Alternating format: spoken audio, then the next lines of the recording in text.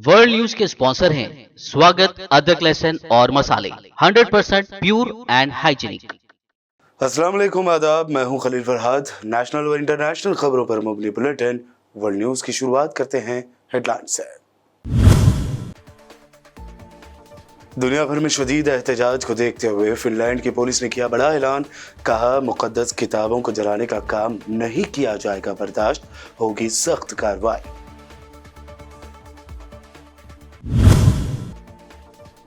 Israeli जारहियत का फलस्तीनी मज़ाहमतकार दे रहे हैं करारा जवाब। अब इसराइली चेक पोस्ट पर फलस्तीनी ने अपनी गाड़ी से 2 यहूदी आबादकारों को कर दिया जख्मी।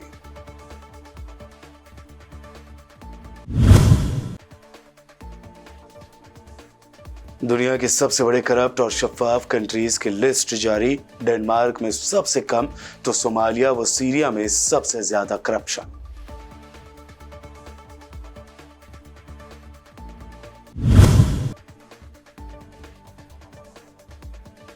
फाइनेंस मिनिस्टर निर्मला सीतारमन ने पेश किया आम बजट। रेलवे के लिए बम्पर बजट का हुआ ऐलान। 2.4 लाख करोड़ रुपए दिए गए।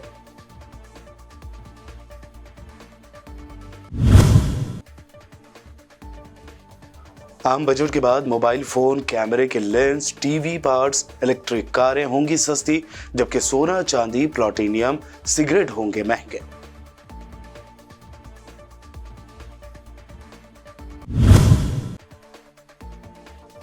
मिनिस्टर निर्मला सीतारमन ने नए टैक्स रिजीम के तहत टैक्स स्लैब में की बड़ी तब्दीली।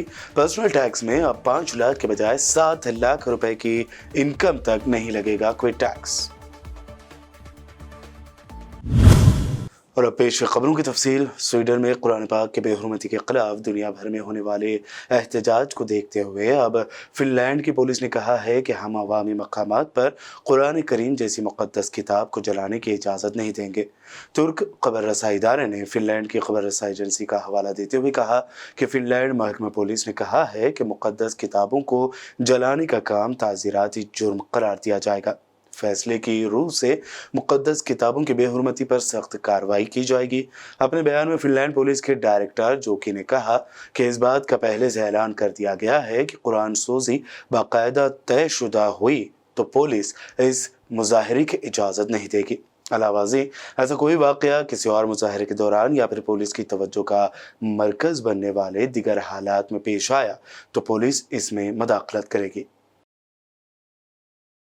काबिज़ इसराइली फ़ौज ने मस्जिद अक्सा के सहनों पर धावा बोल दिया और फिर उसके बाद यहूदी आबादकारों की बड़ी तादाद ने इसराइली पुलिस और फ़ौज की फुल प्रूफ सिक्योरिटी में मस्जिद अक्सा पर धावा बोला। उधर इसराइल की एक फ़ौजी अदालत ने बैतुल मुक़द्दस से ताल्लुक़ रखने वाले अली उमर ओजालेन को 8 साल कैद की सज़ा सुनाई है। मुक़ामी ज़राए ने बताया कि काबिज़ फोर्सेज ने मंगल को अलसबा मस्जिद अक्सा के सहनों में धावा बोला और जगह जगह फैल गए। इस दौरान काबिज़ फ़ौज की मौजूदगी में यहूदी शरपसंद आबादकारों ने तलमुदी तालीमात के मुताबिक मजहबी रसूमात अदा की।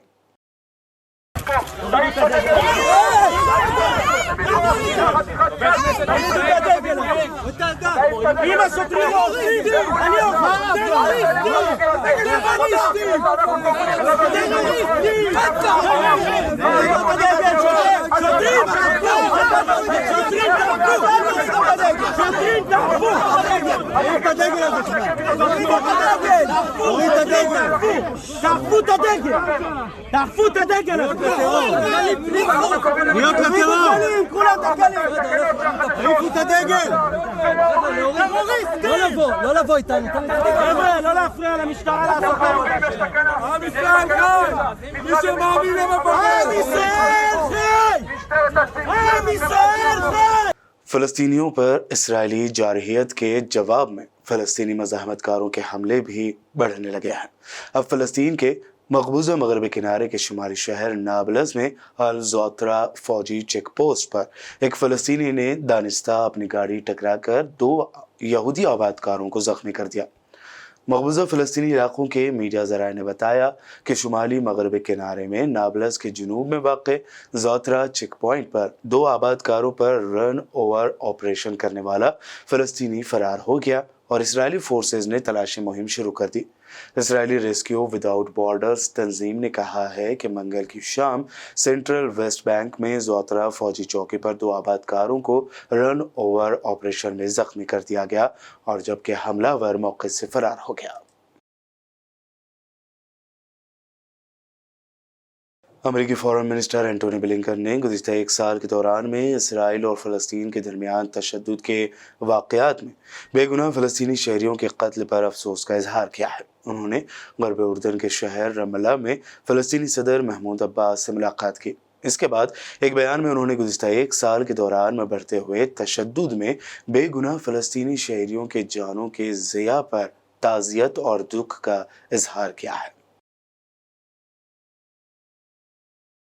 उधर हमास के तर्जुमान अब्दुल लतीफ़ अल क़ानून ने कहा कि अमेरिकी वज़ीर ख़ारजा एंटोनी ब्लिंकन का हालिया इसराइल का दौरा क़ाबिज़ रियासत की मुकम्मल हिमायत और शिराकत दारी का वाज़ेह ऐलान है। अपने एक बयान में हमास लीडर का कहना था कि ब्लिंकन के दौरे से फ़ाशिस्ट और इंतहा पसंद इसराइली काबीना को फ़लस्तीनियों के ख़िलाफ़ अपने जारहाना एजेंडे को नाफिज करने की तरग़ीब मिलेगी। उन्होंने मज़ीद कहा कि हम फ़लस्तीनी अवाम और मुक़द्दसात के ख़िलाफ़ इसराइली काबीना की बढ़ती हुई जारियत से ख़बरदार करते हैं और ख़ित्ते पर इस पॉलिसी के भयानक नताइज का ज़िम्मेदार समझते हैं। फ्रांस के सदर इमैनुअल मैक्रोन ने कहा है कि अगर यूक्रेन ने हमारी शराइत मान ली तो उसे जंगी तैयारे दिए जा सकते हैं। मैक्रोन ने हॉलैंड के दौरे के दौरान वज़ीर आज़म मार्क रूट के हमरा एक मुश्तरका प्रेस कॉन्फ्रेंस का इनेकाद किया। मैक्रोन ने बताया कि मैंने पीएम रूट के साथ यूक्रेन की सूरत हाल पर बातचीत की है।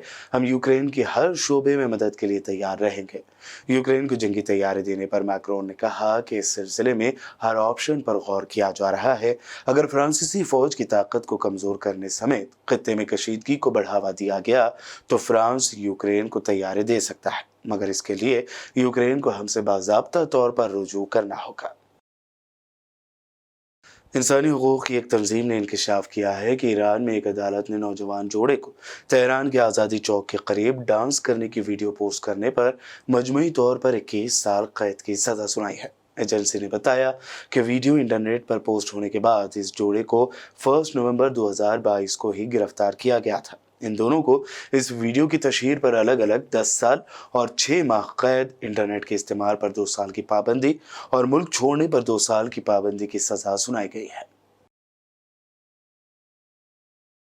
ट्रांसपेरेंसी इंटरनेशनल की तैयार करदा सालाना रिपोर्ट में डेनमार्क दुनिया का वाहिद मुल्क है जिसमें 100 में से सिर्फ 10% करप्शन है। इस लिहाज से डेनमार्क दुनिया में करप्शन से पाक ममालिक की फहरिस्त में पहले नंबर पर है। इसके बाद Finland, New Zealand, Norway, Singapore, Sweden, Switzerland व दीगर ममालिक आते हैं।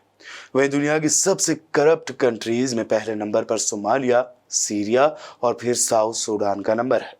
कुवैत साल 2022 के लिए करप्शन परसेप्शन इंडेक्स में 2021 के इंडेक्स के मुकाबले मुल्क में करप्शन को मात देते हुए 73 से 77 पर आ गई है, जो कि पहले से 4 दर्जे बेहतरी की निशानदही करता है। इस इंडेक्स में जहां कुवैत अरब दुनिया में मुत्तहिदा अरब अमारात, कतर, सऊदी अरब, ओमान, जॉर्डन और बहरीन के बाद 7वें नंबर पर है, जो कि खलीजी ममालिक की गुज़िश्ता रिपोर्ट की रैंकिंग के बराबर ही है। दुनिया में करप्शन पर नज़र रखने वाले इदारे ट्रांसपेरेंसी इंटरनेशनल ने अपनी ताज़ा सालाना रिपोर्ट करप्शन परसेप्शन इंडेक्स 2022 में पाकिस्तान को दर्जाबंदी के एतबार से 180 ममालिक की फहरिस्त में गुज़िश्ता साल की तरह बदस्तूर 140वें नंबर पर रखा है। यानी यहाँ भी पाकिस्तान में भी करप्शन का तनाज़ा या माहौल बेहद ख़राब है। वहीं हिंदुस्तान और बांग्लादेश के CPI स्कोर में इस साल भी कोई फ़र्क नहीं आया।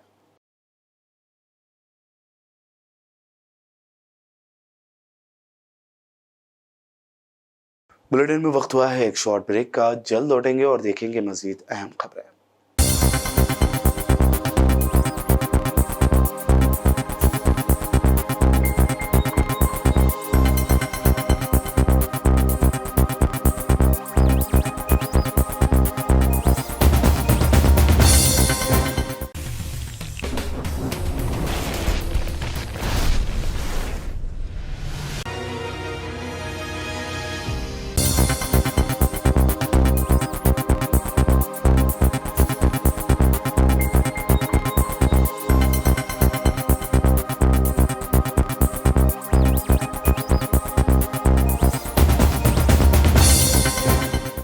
ब्रेक के बाद आगे बढ़ते हैं और अब देखते हैं मज़ीद अहम खबरें। Central finance minister Nirmala Sitharaman ने मोदी हुकूमत की दूसरी मियाद का आखिरी मुकम्मल बजट पेश किया। इस बजट में तमाम सेक्टर्स को लेकर कई ऐलान किए गए, जिनमें रेलवे भी शामिल है। मरकजी हुकूमत की तरफ से रेलवे के लिए मजमूई तौर पर 2.4 लाख करोड़ रुपए जारी किए गए। खासतौर पर चिनाब नदीर railway bridge, rapid train, Mumbai Ahmedabad bullet train project व दीगर शामिल हैं। Capital outlay, I'm talking about railways now, sir, Honorable Speaker. Railways. A capital outlay of 2.40 lakh crores has been provided for the railways.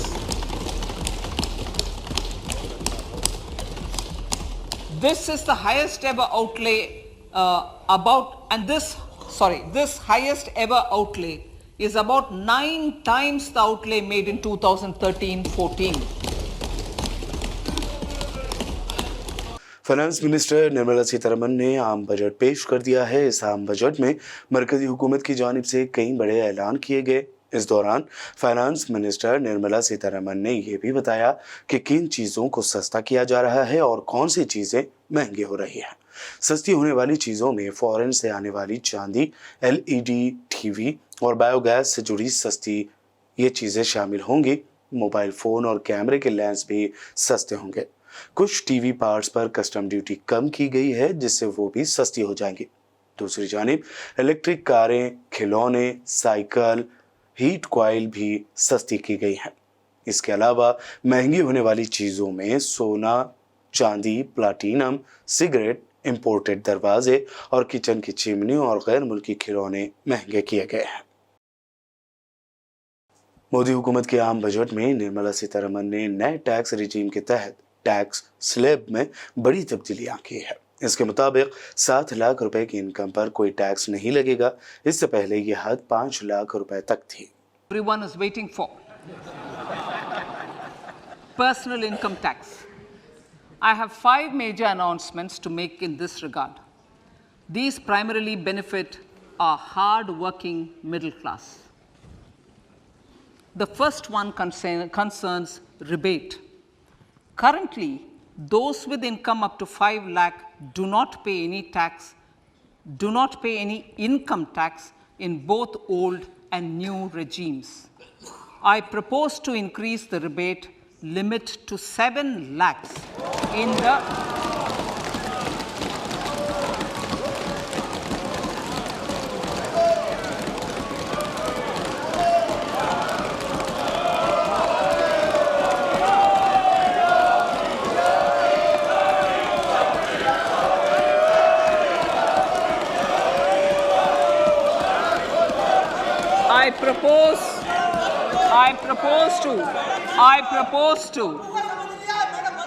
I propose to increase the rebate limit to 7 lakh in the new tax regime.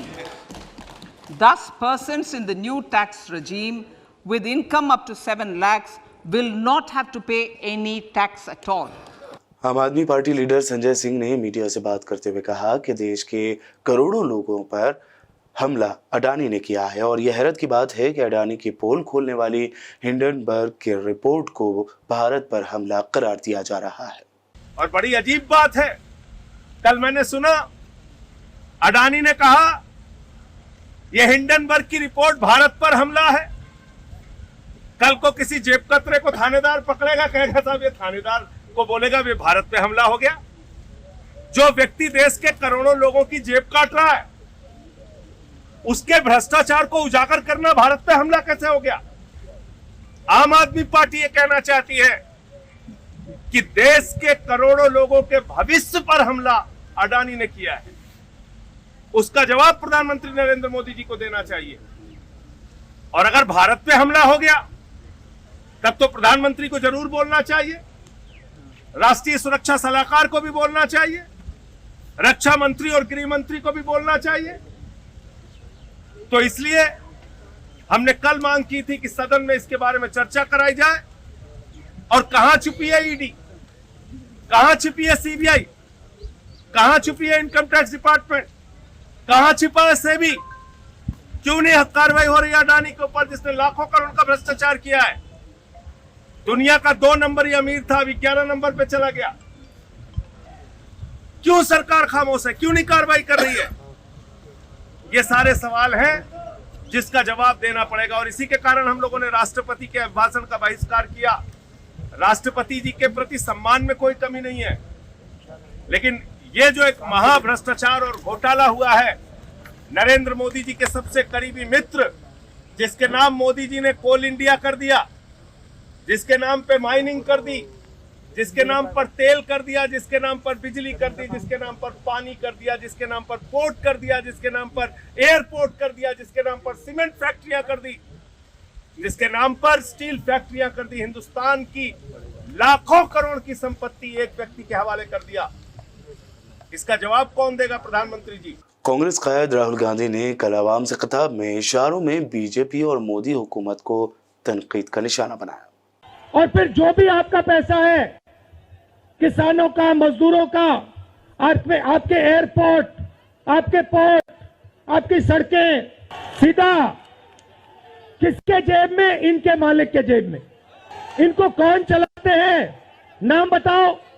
Twitter पर एक video तेजी से viral हो रहा है जिसमें VHP और बजरंग दल के लीडर्स सरकारी ओहदेदारों को धमकी देते हुए नजर आ रहे हैं। बताया जा रहा है कि रेलवे ने मंदिर हटाने का नोटिस दिया तो वीएचपी और बजरंग दल के जिम्मेदारान ने सख्त वार्निंग देते हुए कहा कि अगर मंदिर की एक भी ईंट तोड़ी गई तो नौबत खून खराबे की हो जाएगी।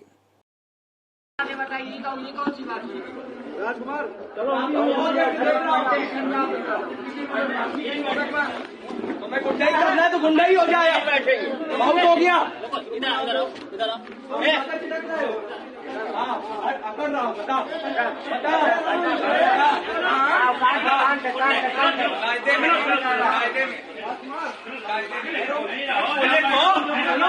वर्दी का रौब ना किसी और को दिखाना, ये वर्दी का रौब किसी और को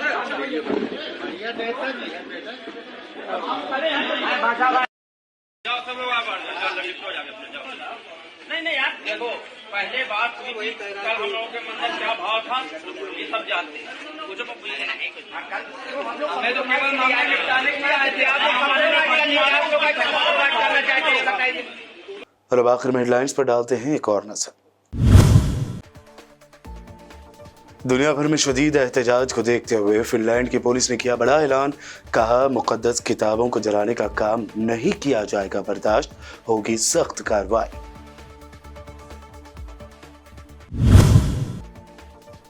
इजरायली जारहियत का फलस्तीनी मज़ाहमतकार दे रहे हैं करारा जवाब। अब इजरायली चेक पोस्ट पर फलस्तीनी ने अपनी गाड़ी से 2 यहूदी आबादकारों को कर दिया जख्मी।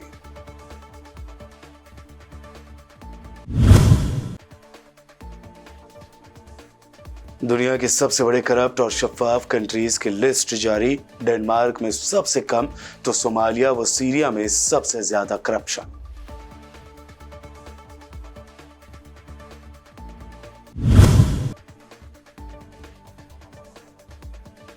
फाइनेंस मिनिस्टर निर्मला सीतारमण ने पेश किया आम बजट। रेलवे के लिए बम्पर बजट का हुआ ऐलान। 2.4 लाख करोड़ रुपए दिए गए।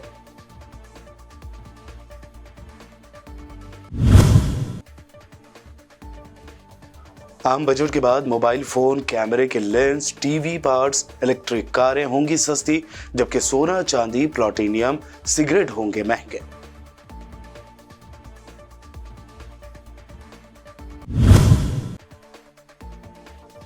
मिनिस्टर निर्मला सीतारमण ने नए टैक्स रिजीम के तहत टैक्स स्लैब में की बड़ी तब्दीली। पर्सनल टैक्स में अब 5 लाख के बजाय 7 लाख रुपए की इनकम तक नहीं लगेगा कोई टैक्स। वर्ल्ड न्यूज में अभी आपने देखी अब तक की अहम नेशनल और इंटरनेशनल न्यूज। मज़ीद ताज़ा तरीन अपडेट्स और दिलचस्प प्रोग्राम्स के लिए देखते रहिए बीबीएन चैनल। बीबीएन चैनल के व्यूअर्स के लिए एक अहम इत्तला। अब बीबीएन चैनल का टेलीकास्ट भारत भर में हो रहा है। हमारे व्यूअर्स भारत में कहीं भी टीवी पर अब बीबीएन चैनल देख सकते हैं। स्क्रीन पर बीबीएन चैनल की टेलीकास्ट डिटेल्स दस्तयाब हैं। इसके अलावा भारत भर में किसी भी एरिया में अगर आप बीबीएन चैनल देखना चाहते हैं तो आप अपने केबल ऑपरेटर को इसके लिए कह सकते हैं। आपकी डिमांड पर वो ज़रूर बीबीएन चैनल टेलीकास्ट करेंगे, क्योंकि बीबीएन एक फ्री टू एयर चैनल है। इसके लिए आपको सिर्फ हमारे दिए गए नंबर पर केबल ऑपरेटर से कॉल या व्हाट्सएप पर मैसेज करवाना है। हम आपके केबल ऑपरेटर तक बीबीएन चैनल पहुंचा देंगे, जिससे वो आपके एरिया में टेलीकास्ट कर सकते हैं। इसके लिए चैनल की हमारी पूरी टीम लगातार काम कर रही है ताकि आप तक बीबीएन चैनल को पहुंचाया जाए। इसके अलावा बीबीएन चैनल को भारत भर में रिपोर्टर्स की ज़रूरत है। अगर आप सहाफ़ी हैं और बीबीएन चैनल से जुड़ना चाहते हैं तो आप भी दिए गए नंबर पर रब्त कर सकते हैं।